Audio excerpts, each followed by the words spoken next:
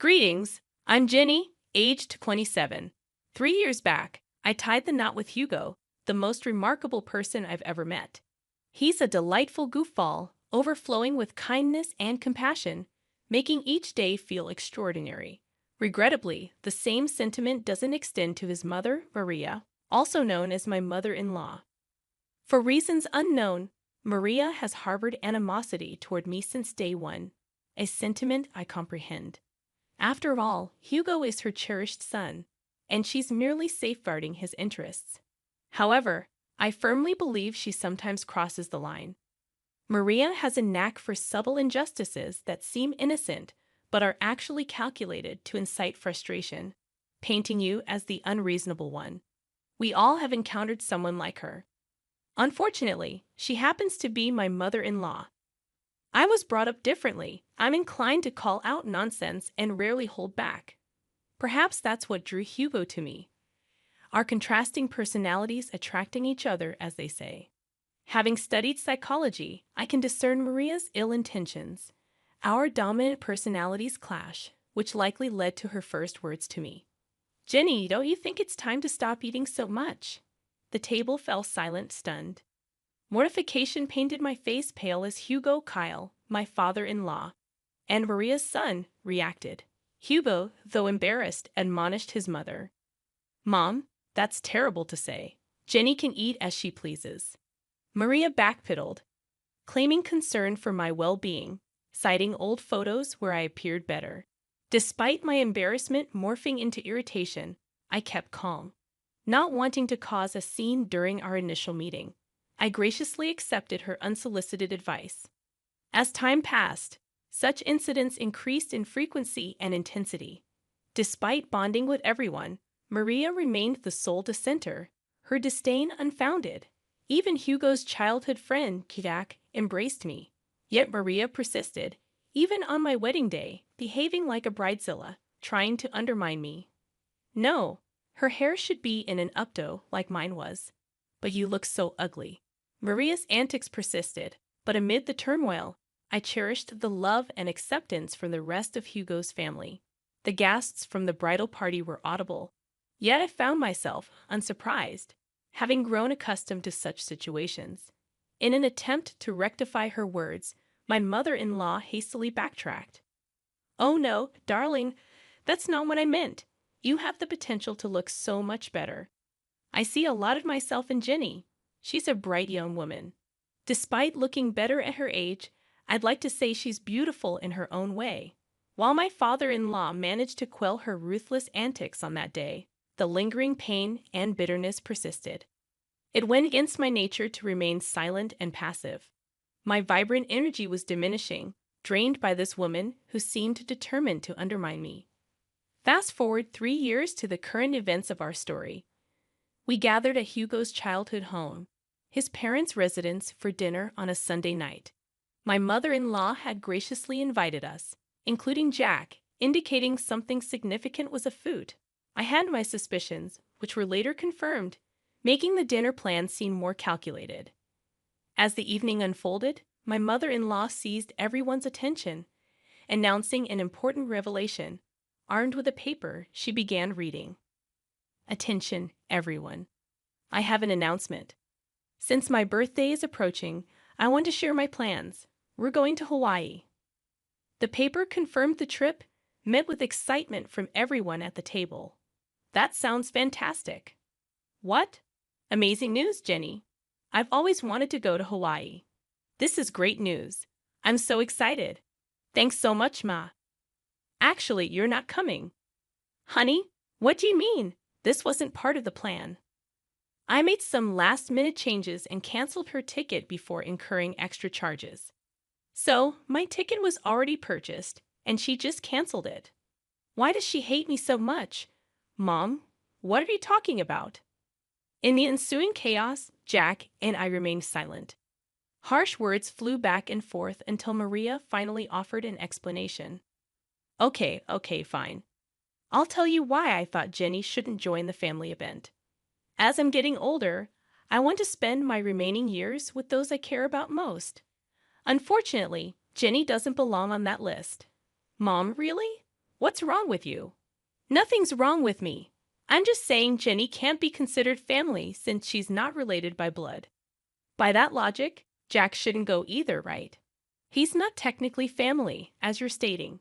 But we all know that's preposterous. He is part of the family. Since Hugo and Jenny got married, she's family too. Well, Jack is different. He's always been here, our sweet baby angel. But Jenny hasn't. I'm just not comfortable with her on the trip. It's my birthday, and I get to decide. Come on, Jenny, we're leaving. My resolute no reverberated through the room, capturing everyone's attention, including my adversary, who had been struggling to contain a smile. However, her expression turned serious at once. Maria, it's been evident from the start that you harbor disdain toward me. For 3 years, I've endured your unbearable behavior. Do you think we're blind to your actions? Do you believe we don't see your narcissism? Watch your tone, young lady. Remember, you're in my house. And it won't be for much longer. In fact, I'm about to leave. But before I go, there's something I need to say. I addressed my beloved husband, whose eyes burned with anger as he looked at his mother. Darling, I love you completely, and I've tried to weather this storm for so long. But it's clear now that your mother will never embrace me into this family, no matter how hard I try or how often I hold my tongue. She'll always find fault with me. You should go on this trip. You can't miss it. Despite her quirks, she's still your mother, and you love her, and she loves you. So go. Don't worry about me. I'll manage. Turning to my mother-in-law, who appeared stunned by my words, I continued. And as for you, unfortunately for you, I'm in love with your son, and I'm not going anywhere. You might think you can push me out, but I'm here to stay. Even in Hawaii, you'll be thinking of me because, let's be honest, I think you're fixated on me. How dare you? I ought to slap you right now. I'm not done. You're fixated on me, obsessed with tearing me down, and I can't fathom why when all I've done is extend kindness and patience, even when you didn't deserve it. But enough is enough. If you don't want me in Hawaii or consider me part of the family, fine. But I will always be here. As long as I breathe, I'll be here for Hugo, Kyle, and even Jack, but never for you. In that moment, I realized I had finally silenced her. She stood with her mouth agape, seemingly searching for words that her mind wouldn't allow. I bid farewell to the other family members, kissed my husband on the cheek, and headed towards the exit. Let me drive you home, at least. I can't let you take a cab. Don't worry about me, babe. I love you, and thank you for loving me. But I'll be fine. You have a trip to discuss. Okay, if you say you'll be fine, I'll believe you. Oh, don't forget your purse. Right, my purse. I left it in the kitchen. Upon reaching the kitchen, where Maria had retreated, presumably to catch her breath after the altercation, I encountered her. What do you want? Don't worry about me, sweetheart. I'm just here to collect my things. Well, make it quick. I want you out of my house. I can't believe you said those things to me. With that, she swiftly stormed out, too filled with anger to see me off. In that moment, I scoffed at her absurdity, grabbed my purse, and noticed a piece of paper next to it. Assuming it was the trip itinerary, I grabbed it to sneak a peek at what I was missing. As I began to read, I discovered Maria's handwriting. Dearest Jack, you've always been like a son to me, and I love you dearly. Oh, it's a letter to Jack. A bit strange, but I suppose it's thoughtful. For some reason, my curiosity led me to read further. The love and care you've shown me throughout the years will never be forgotten. Regrettably, even in my son Hugo's case, I feel the love we once shared is no longer there. Wait, is she saying she loves Jack more than Hugo? That can't be right. Persisting in reading the letter, each line intensified my astonishment. The revelations were difficult to fathom. Although I recognized it wasn't my place to read the letter, I couldn't help but be grateful for stumbling upon it. After absorbing its entirety, I paced the kitchen, contemplating my next steps. Suddenly, it struck me. Everyone who needed to know about the letter was in that room. It was time to act. Rereading the letter to confirm its contents, I sauntered into the dining room. where only 3 pairs of eyes met mine. Jenny, I am profoundly sorry for what my wife is subjecting you to. Don't worry at all. You're coming to Hawaii with us. She's just going through a rough patch right now. I'll talk to her and make her see reason. I don't know what's gotten into her, but I'll sort it out, I promise. Kyle, please don't concern yourself with me. As I mentioned, I'm fine. In fact, I've stumbled upon some interesting news that I need to share with everyone, especially Hugo. Hugo and Jack perked up, a flash of worry crossing Hugo's face. Perhaps he feared I was overwhelmed and considering a divorce. Whenever I complained about his mother, he'd empathize, marveling at how I endured her antics. I'd reassure him it was my love for him that kept me going. Noticing Maria's absence, I inquired, "Where is Maria? She needs to be here for this too." I mentioned earlier, she's a bit under the weather after your confrontation. Mentioned a headache and opted for a nap upstairs. She won't be down for a while. You know how she is about her beauty sleep. Familiar with Maria's peculiar habits that often inconvenienced others, I sighed in frustration. This is crucial. She has to be here. It's okay, Jenny. You can share with us, and we'll fill her in when she wakes up. Contemplating the information I possessed, I hesitated. I wanted to witness her embarrassment. I think you should go ahead and tell us, sweetie. It's okay, and you know Hugo struggles with anxiety. It wouldn't be good to keep him waiting. True. Hugo's anxiety could escalate quickly, and I observed him beginning to fidget in anticipation. All right, I'll share with you what I found. While I was in the kitchen, gathering my purse and preparing to leave, I stumbled upon something intriguing that I believe you all need to know about. Retrieving the paper I found, I began to read aloud. It reads, "Dearest Jack, you know that you have always been like a son to me, and you know that I love you dearly. And the love and care you have shown for me throughout the years will never be forgotten. I hate to admit it, but even when it comes to my son Hugo, I feel as though the love we once shared is no longer there. Hugo and I just don't see eye to eye like we used to, and honestly, I think it's because of Jenny. Ever since he married that girl, he no longer has time for me. He doesn't love me, and therefore, I don't think I love him. I love you, and you are my son. With that being said, I want to let you know that I am going to update my will so that you inherit all of my belongings and not Hugo. I know it might hurt him, but honestly, at this point, I don't care. It's that wretched Jenny girl. She's the one who has poisoned my love for him. I hope you receive this letter well. The reason why I didn't want to approach you about it in person is that, and it pains me to admit this, I couldn't risk seeing the rejection on your face. I know you love Hugo like he's your brother, and most likely you won't approve. But I don't care. I'm giving you everything, the money, the house, the cars, and even my small businesses. They're all yours, whether you like it or not. If you want to talk about this further, please call me, and we can discuss it. I look forward to hearing your response. I will love you forever and always, your second mom." After finishing the letter, I glanced up to witness a flurry of mixed emotions. Kyle appeared on the verge of tears. Jack seemed stunned, but Hugo looked like he was on the brink of losing his temper.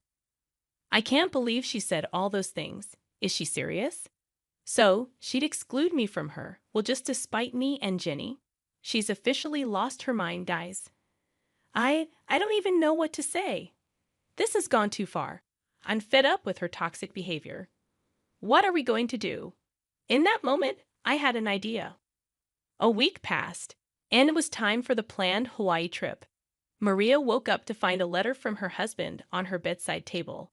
It read, "Good morning, beautiful. We decided to let you catch up on your beauty sleep. Don't worry, your bags are packed. Just meet us at the airport." Maria hurriedly got ready and rushed to the airport, searching frantically for her travel companions. She tried calling them, but no one answered. Assuming they had already boarded, she boarded her flight, hoping to catch up with them in Hawaii. During the 12-hour flight, she landed and video called Kyle. "Hey, Kyle. Where are you guys? I woke up late and found your note. but none of you are answering. I assumed you boarded without me. Where are you? Let's start the festivities. That won't be happening, Maria. What do you mean? Where are you? I'm at home. What? Why are you at home? You see, Maria, Jenny brought some important information to our attention last week, and since then, we decided we'd rather spend time in Florida with her than anywhere else with you. Maria gasped. You think we wouldn't find out? What, my baby? Don't baby me. You were really going to cut me out of the will, Mom. I, who? How did you even find out about that? Oh, that wretched girl you despise so much.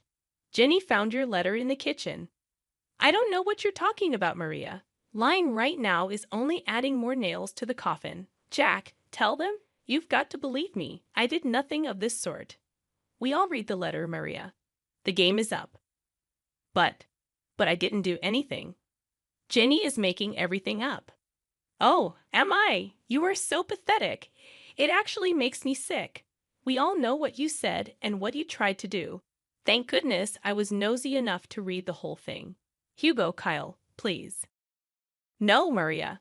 Enough is enough. You're done. You don't get to say anything else. You messed up big time. Your hatred has caused you to be blind. Now you have to suffer the consequences of being alone on your birthday because of what you've done. I hope you can use this time in Hawaii to reflect on your actions. But I'll be alone. It won't be fun. Maybe people would like to hang out with you more if you weren't such a raging witch. Have fun. And with that, Kyle hung up the phone. We all let out a sigh of relief. I was the first person to start laughing, eventually joined by Hugo, and before we knew it, we were all bursting with laughter at the dining table, just laughing at the sheer absurdity of the situation. The look on her face once she realized the game was up was priceless. Her face turned pale, all the blood drained from her face, and it was evident that it was the first time in a long time that she felt embarrassed. Marianne had to spend her vacation alone, frequently calling Kyle to see if he would at least come and join her because canceling the reservations she made would be expensive. But every time he kept denying it, stating that when she comes back, they were going to have to implement some ground rules if she still wanted to be married to him. Maria began to be very apologetic and frantic, a complete 180 from her usual demeanor, which was genuinely surprising. Hugo also mentioned that if Maria still wanted to be in his life, she had to make a drastic change in her attitude. Otherwise, he was ready to walk out of her life forever. Their relationship remained rocky, and Hugo asserted that if Maria ever disrespected him again, even with the smallest snide remark, he would cut her off completely, just as she had planned for him. As for Jack, he decided it was best to stop being overly accommodating to Maria, as it was clearly enabling her toxic behavior. So not only did Maria end up spending a miserable time in a beautiful place, but she also risked losing the 3 most important people in her life. She now has very strained relationships with all of them, and she has to change for the better. Regarding me, I messaged her, stating that I need time to decide if I'm going to forgive her for all of her injustices. She was apologetic and begged me to talk some sense into the men in her life. I refused, stating that this is the bed she made for herself, and now she has to lie in it. To this day, Maria is still attempting to mend the very broken relationships that she caused. I just hope she learned her lesson.